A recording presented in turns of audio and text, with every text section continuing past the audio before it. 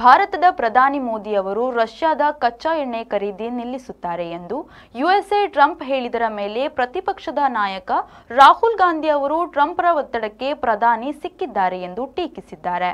24 ಗಂಟೆಗಳಲ್ಲಿ ಒಂದಕ್ಕೊಂದು ಸಂಬಂಧದ 3 ಹೇಳಿಕೆಗಳು ಹೊರಬಿದ್ದಿವೆ. ಮೊದಲು ಮಾತನಾಡಿದ ಅಮೆರಿಕ ಸಂಯುಕ್ತ ಸಂಸ್ಥಾನದ ಅಧ್ಯಕ್ಷರಾದ ಡೊನಾಲ್ಡ್ ಟ್ರಂಪ್ ಅವರು ಭಾರತದ ಪ್ರಧಾನಿ ಮೋದಿಯವರು ರಷ್ಯಾದಿಂದ ಕಚ್ಚಾ ತೈಲ ಖರೀದಿಸುವುದನ್ನು ನಿಲ್ಲಿಸುವುದಾಗಿ ಹೇಳಿದ್ದಾರೆ. ಆ ಮೂಲಕ ರಷ್ಯಾ ಉಕ್ರೇನ್ ಯುದ್ಧ ನಿಲ್ಲಲಿದೆ. ಮೋದಿಯವರು ಯುದ್ಧ ಬಯಸುವವರಲ್ಲ ಎಂದು ಟ್ರಂಪ್ ಗಾಜಾ ಶಾಂತಿ ಸಭೆಯ ಬಳಿಕ ಹೇಳಿದರು. ಲೋಕಸಭೆಯಲ್ಲಿ ಪ್ರತಿಪಕ್ಷದ ನಾಯಕರಾಗಿರುವ ರಾಹುಲ್ ಗಾಂಧಿಯವರು ಪ್ರಧಾನಿ ಮೋದಿಯವರು ಡೊನಾಲ್ಡ್ ಟ್ರಂಪ್ ಅವರ ಒತ್ತಡಕ್ಕೆ ಮಣಿದಿದ್ದಾರೆ, ರಾಷ್ಟ್ರೀಯ ಹಿತಾಸಕ್ತಿ ಮರೆತಿದ್ದಾರೆ ಎಂದು ಟೀಕಿಸಿದ್ದಾರೆ. ದೇಶದ ಆರ್ಥಿಕ ಸ್ಥಿತಿ ರಾಜಕೀಯದ ಗೆಳೆತನಕ್ಕೆ ಬಲಿಯಾಗಬಾರದು, ಲಾಭಕರ ವ್ಯಾಪಾರಕ್ಕೆ ಮೊದಲ ಮಣೆ ಅಗತ್ಯ ಎಂದು ಹೇಳಿದರು.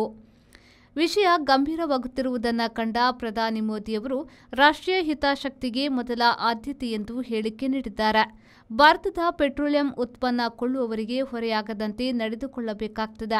ಆದ್ದರಿಂದ ಪೆಟ್ರೋಲಿಯಂ ಖರೀದಿಯು ದೇಶದ ಹಿತಾಸಕ್ತಿಯನ್ನು ಗಮನದಲ್ಲಿಟ್ಟುಕೊಂಡು ಇರುತ್ತದೆ ಎಂದು ಮೋದಿಯವರು ಹೇಳಿದರು.